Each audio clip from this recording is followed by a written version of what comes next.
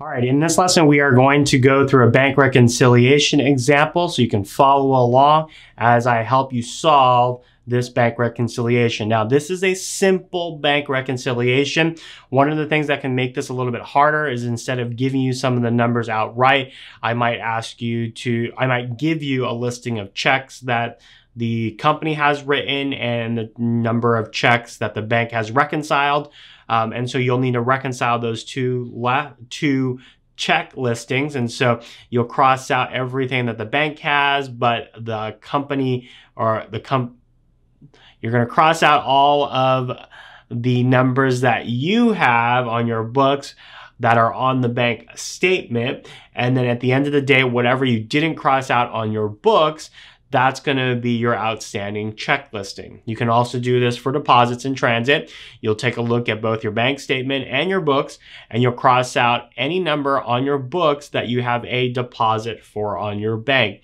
And then anything that's left on your books becomes a deposit in transit. And then any deposit that you didn't cross off on your books but are still on your bank needs to be reconciled to the book's numbers. So it's a little bit more difficult just because you're actually going to have to look at the numbers. But this is a very simple example in which I've given you those numbers after we've kind of cross-checked both the bank statement and the general ledger. So let's take a look at the example prompt here. Prepare the bank reconciliations for Donna Daycare using the following information.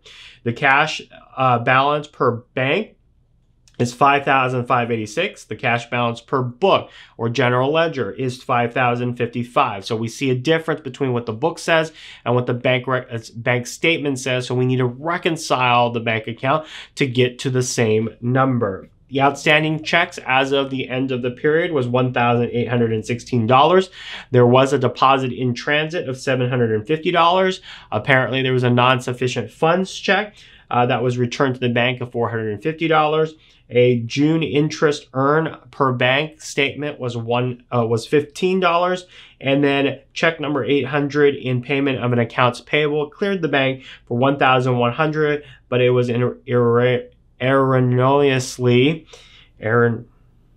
there was an error, okay?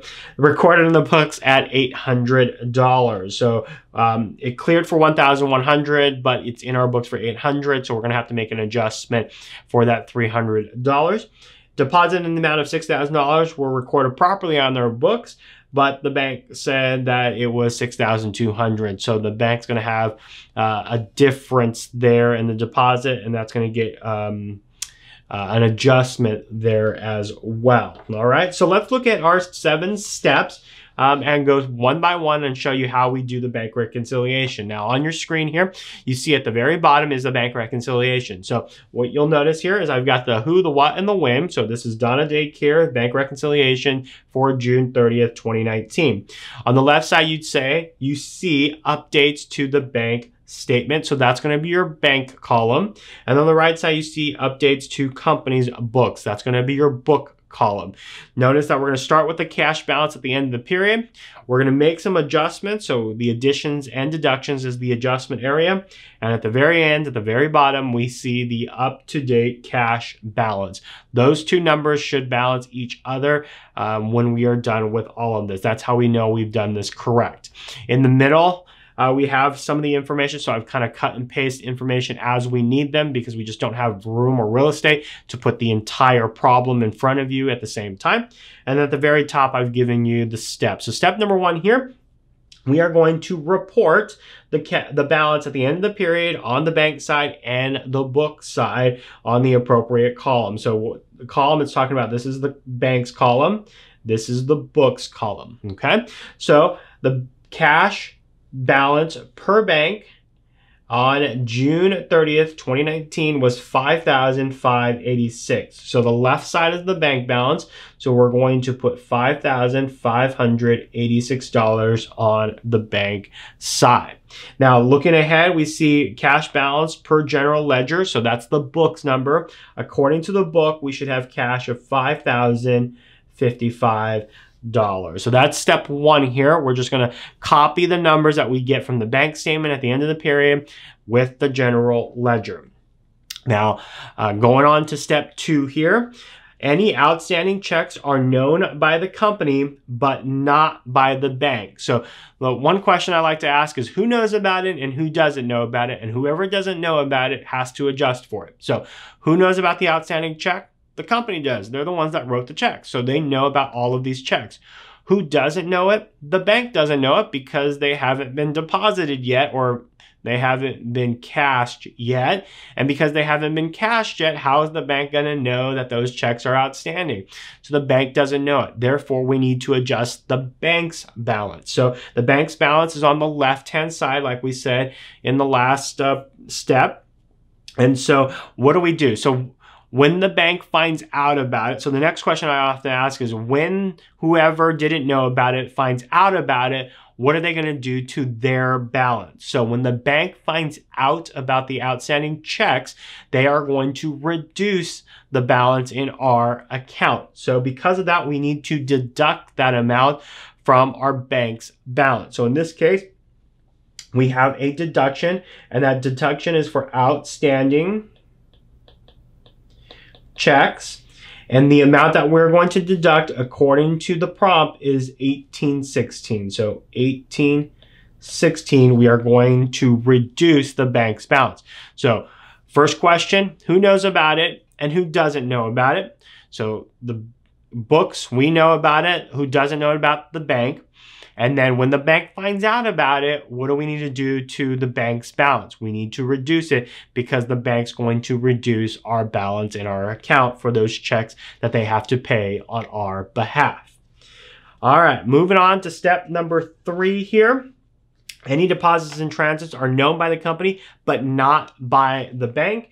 Adjust the bank balance for balance up for any deposits in transit. So we've got a deposit in transit. Who knows about it? Well, we, the company, know about it because we're the ones depositing. Who doesn't know about it? The bank doesn't know about it. Now, if the bank finds out about it, what are they going to do to our balance? Well, they're going to add to our balance because it's a deposit. So in this case, we need to add, and it looks like $750. So in the additions, I'm going to put deposit in transit. And that deposit in transit is for a plus $750. So that is step number 3. Moving on to step number 4, any non-sufficient funds checks are known by the bank. They're the ones that process the company's checks, but not by the company. So the company doesn't know about the non-sufficient funds yet. Only the bank knows about it because they were told by whoever wrote the check that the check is no good. And because of that, we need to adjust our numbers because we don't know about it. When we find out about it, what are we going to do? Well, originally when we deposited the check, we added that money to our cash balance. But now that that check doesn't clear, we need to reduce it. We need to bring the cash balance back to what it was before we made the check deposit. So in this case, we're going to have to deduct for non-sufficient funds check on the books balance because the books doesn't know about it. We don't know about it. So we're going to we are going to deduct non-sufficient funds check in the amount of $450. Okay. Now you might go, well, if we don't know about it, how do we know about it? How do we subtract it? Well, when I'm saying that who doesn't know about it? Who doesn't know about it right before we receive the bank statement? Okay, so don't take it too literal that you're going, well, we know about it because it's in the problem. Well, I get that, but who didn't know about it prior to the bank statement just arriving like a minute before it came through the mail? Okay, so non-sufficient fund check, we're going to subtract $450 from the book's balance. All right, moving on, step number 5, any interest earned is known by the bank because the bank's the one that's paying it to us. This is not interest expense, this is interest revenue. So since the bank knows about it, we got to figure out who doesn't know about it. Well, who doesn't know about it? The company doesn't know about it. When the company finds out about it, the company is going to add interest. So we are going to add interest to the books in the amount of $15. Okay. All right, step number 6 is a little bit tougher here. Any errors or adjustments left will need to be adjusted based on the context of the error. So this is where you have to understand the context. You can't just put numbers in places. You have to think about what is causing the error. Now, whoever's causing the error or whoever's number is wrong is typically who we're going to have to adjust. Okay, so if we look at the first one, check number 800 in payment of an accounts payable cleared the bank for $1,100, but was incorrectly recorded in the books at $800. So when it cleared the bank, it cleared for $1,100. So we're assuming that that's correct. In our books, it shows that we wrote the check for only 800 bucks. So when we find out about it, we're going to have to reduce our cash by the difference to make sure that our books show $1,100 of expense instead of $800. Right now, it's only showing $800. So the difference in that is $300. 1,100 minus 800 gives us $300. And because that's $300, we're going to need to adjust our books since we now know about it, and we are going to adjust it down. We're going to adjust it down because the bank's taking more than we thought they were going to take. So in this case, we've got check 800 error, and we're going to subtract $300. Okay, so again, thinking about the context, what is it telling us?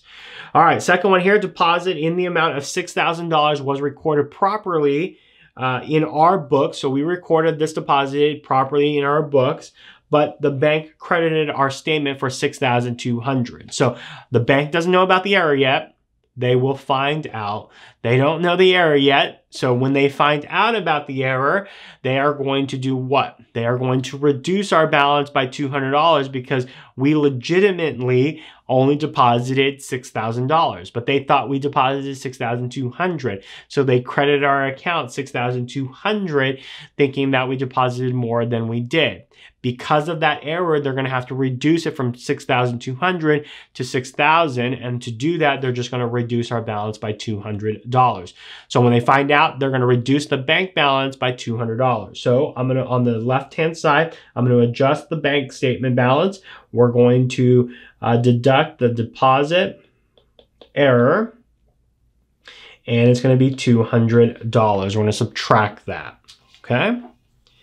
So once we've done that, that is all of the adjustments that we make. Step number 7 is, well, that is the truth of whether or not we did this correctly or not. And hopefully, if we did it correctly, we're going to add down the bank balance and we're going to add down the books balance. So in this case, $5,586 plus $750, subtracting $1,816, subtracting $200 should give us $4,320 as an adjusted bank statement balance. On the company side, we'll take $5,055, we'll add $15 for interest, we'll subtract $450 and $300, and we should get also $4,320. Both of them reconciled, and because both of them reconcile, we can be pretty much assured that the bank reconciliation is complete. Now, obviously, if there is a mathematical error, but it still comes out that could still look like it's complete, but there is an error, you just kind of have to trust it. But I can tell you this as someone who's done many, many different bank reconciliations, sometimes you'll always have a difference, and then you'll have to go with a fine-tooth comb to try to figure out where you went wrong. And usually it's so dumb that you did something, but that's what you did. And then when you fix it, it works. So don't get too lost if in the first time you don't get it. Go back and see what you might have incorrectly assumed. So this is what it looks like in its complete form without my chicken scratch. $4,320 for the bank, $4,320 for the books. So that is a look at the bank reconciliation example. Hopefully by this point you're able to then go in and kind of do it on your own. And again, to make this a little bit harder, instead of giving you the outstanding check amounts and the deposit in transits, we might give you the bank statement, we might give you the general ledger and tell you to reconcile it. So you're going to have to look to see what's on both. And if it's on both, we're going to cross them out. Whatever's left is the deposit in transits that we need to deal with. And then on the books, whatever checks we didn't cross out are the checks that are currently outstanding. So that is a look at the bank reconciliation example. Hope you enjoyed this lesson, and we'll see you in the next video. Hey guys, it is Patrick. Don't forget to press the like button and share this video with someone who could get a lot of use from watching this lesson, like maybe a classmate or maybe a friend or maybe just a parent, just because you wanted to share this video because you're very excited about what you saw. Share it with someone. And if you want to help us grow and help us make sure that we put the very best in accounting topics out on YouTube, make sure you press the subscribe button and turn on that notification bell. That way you're alerted every time we post videos to this channel. Now, I do this with every one of my classes at the end of class. What did you learn from this lesson? Put that in the comment section below and I'll respond to you on what you got out of this video. So hope you enjoyed this video and we will see you in the next lesson.